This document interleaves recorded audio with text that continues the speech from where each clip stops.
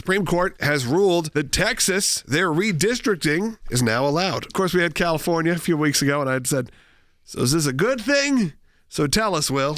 That's right. You remember there was a big fight over Texas's mid-cycle redistricting map that normally they do it along with the lines of the census. When that comes out, they do a new map every 10 years. This would be mid-cycle, so about 5 years after the last census, where they put forward a proposed map. It got through their legislature and signed by the governor. Remember, those Democrats fled the state trying to stop there from being cloture so that they could vote on this. It eventually passed, and we have it now. Obviously, left group sued. This map would, in theory, could add as many as 5 seats to the House for Republicans based off the way the map is drawn. And the left sued. They got a district court to block the map. So effectively saying the current congressional districts that exist before the next vote are the ones that will remain in place. Texas appealed. The appeals court agreed with the lower court. However, the Supreme Court put out an order because there was an emergency application for a stay on that injunction placed by the lower court, basically asking the Supreme Court to stop the lower court from blocking their new map. And the Supreme Court went forward and said, yes, that Texas is likely to succeed on the merits of its claim that the district court committed at least 2 serious errors. First, the district court failed to honor the presumption of legislative good faith by constructing ambiguous, direct, and circumstantial evidence against the legislature. And second, the district court failed to draw a dispositive or nearly dispositive adverse inference against respondents, even though they did not produce a viable alternative map that met the state's avowedly partisan goals. So the Supreme Court has granted this stay, meaning they are allowing the use of this map for now. The lawsuit still exists at the district court, but at this point, it does not appear there would be time for the appeals process to be exhausted or even the merits of this case to go forward before the midterms next year. This is effectively allowing Texas's redistricting to go into effect and them to have elections in the midterms based off of that. This is an injunction that stays in place through the appeal process all the way up to the U.S. Supreme Court. If the U.S. Supreme Court takes the case and ultimately issues a decision, that would be the end of the injunction. And if the Supreme Court does issue that, then that would, of course, they could go back, I guess, at that point. But this is a huge win for the redistricting, especially in these states that have come under scrutiny by the Supreme Court saying, no, listen, you look at this, you look at the census. This is not done in a racial way. I mean, that's really what they look at is, are you trying to put all Democrats into one district based off racial backgrounds and all Republican, and then kind of have these districts that have enough Republicans in it so that they can win. How does this get to the Supreme Court of the United States? Like, how do they end up being the ones making the decision on this? There's federal laws on the books that protect against gerrymandering.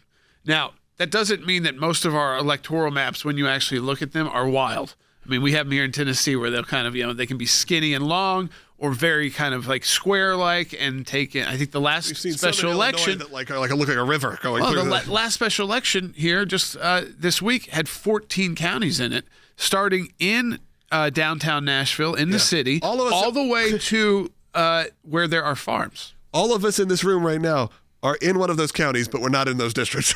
Right. That's right. I moved several years back, a few miles away, even same zip code, and yet am no longer in the district that would have been in that special election. But Jordan, I wanted to read a couple of these pieces from this. It's very short because this was just on granting an application for stay. And what we've got here is where the Supreme Court says, in some of this language, a lot of times these opinions or orders that are given by the court are very succinct and just say, after review, application for stay is granted by the Supreme Court. This says, based on our preliminary evaluation of this case, Texas satisfies traditional criteria for interim relief. It goes on to say that Texas is likely to succeed on the merits of its claim that the district court committed at least 2 serious errors, and then explains those errors But it also says this: Texas has also made a strong showing of irreparable harm and that the equities and public interest favor it. This court has repeatedly emphasized, this is a quote from the RNC versus DNC opinion of the Supreme Court. This court has repeatedly emphasized that lower federal courts should ordinarily not alter the election rules on the eve of an election. It goes on to say the district court violated that rule here. The district court improperly inserted itself into an active primary campaign, causing much confusion and upsetting the delicate federal-state balance of elections. So what we see here is the Supreme Court, in an order, giving an explanation of why it's granting the stay, right, but also naming errors that it sees by the district court. It doesn't necessarily have to do that in this case. No, I think what they are saying, and we've seen this now in time and time again at the court as these cases have come forward, lower courts saying, no, you can't do this because they're kind of looking at the 1970s, post-civil rights movement, and this new court saying we are post-civil rights movement, and we can't keep asserting federal jurisdiction over how a state, based off their census, especially these growing states like Texas and others, and that's how it's based on the census when you add districts. So each 10 years you can either lose seats or gain seats, and we're going to start moving away from just saying, looking at the racial factor.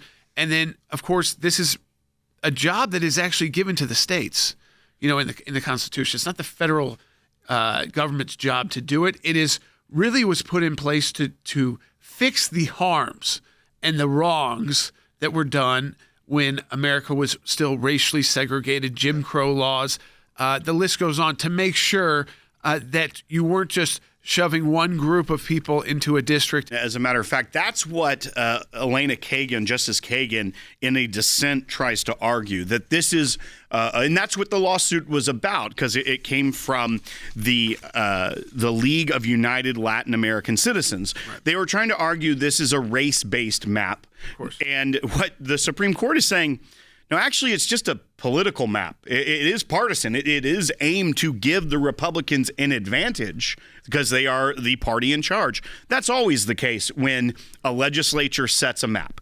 Right. That's why some states have tried to move to an independent body trying to decipher it. Not like that has done much better in states like California.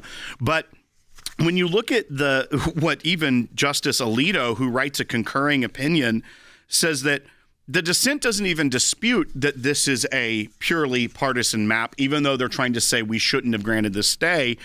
But he goes on to say that it's the burden of the petitioner, the person who's suing against the map, to prove and untangle racial and political preferences. Right. And that's what the left is trying to always say. If you do a map that it favors the Republican Party, they always try to claim in their lawsuits that is a racist map. That is done for racial purposes.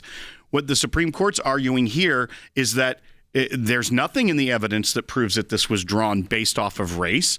It is drawn based off voting records and things of that nature, that you can't automatically assign racial bias based off of political bias. And that's a very important distinction here of why the Supreme Court decided to grant this stay on the errors that it saw in the lower court's decision of granting an injunction. Yeah, I mean, I think, again, this is a big deal because what it allows then, it opens the door for other red states to be more creative in the way that they're putting together. And it doesn't mean you're going there to disenfranchise people intentionally. You can't do that.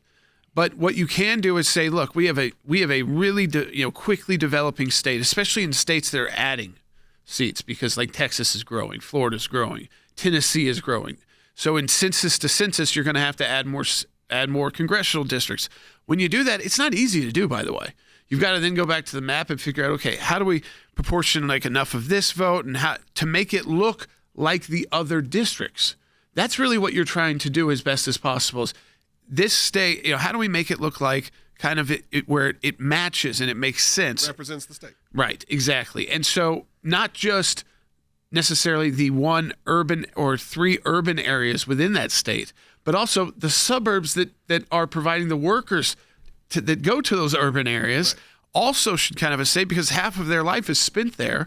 And so that's why you'll have a district that starts out in a city and ends up in the suburbs or even past the suburbs because of the commuter kind of new world that we're living in post. I say new world really with quotes. This is a post 1970. I say the last 50, 60 years. Yes. We are seeing a lot of comments come in, and a lot of them are, frankly, confused. I'll be honest. A lot of people are like, this feels like a mess, guys. What are you even talking about? And look, this is why we were able to break these down for you. You got to listen closely. I understand. Well, and to your point, Logan, that's even what Justice Alito and the court is saying. So don't worry, it's not just you. The court, in the opinion, says the district court violated an established rule of the Supreme Court by improperly inserting itself into an active primary campaign, causing much confusion and upsetting the delicate federal-state balance in elections. So the fact that the court even blocked the map that the Republicans had put in Texas forward for their congressional map caused this confusion. But I think it's also a sign that probably, Jordan, the lawsuit in California will fail as well against California by putting it on their ballot and being able to get the approval of the people of California. There's a good chance that if the Supreme Court is kind of hands off here, that they will most likely be hands off there as well. Yes, and I mean, I think that's the proper role of the court in most places. It doesn't mean that you're going to like every decision because remember, it impacts everyone, not just the red states. It used to be how the Civil Rights Act applied was to only a certain amount of states, and they had extra scrutiny in the southern states. Now that's been broadened out. So when they've always looked at this, but a big win for Texas. Yeah, does it mean it's so likely a win for California? Sure, but then the balance of power isn't totally upside down, if you know what I mean. So like California may be changing, but Texas is adding 5 Republican seats likely. So California isn't able to accomplish what they wanted to do, which was, outperform Texas.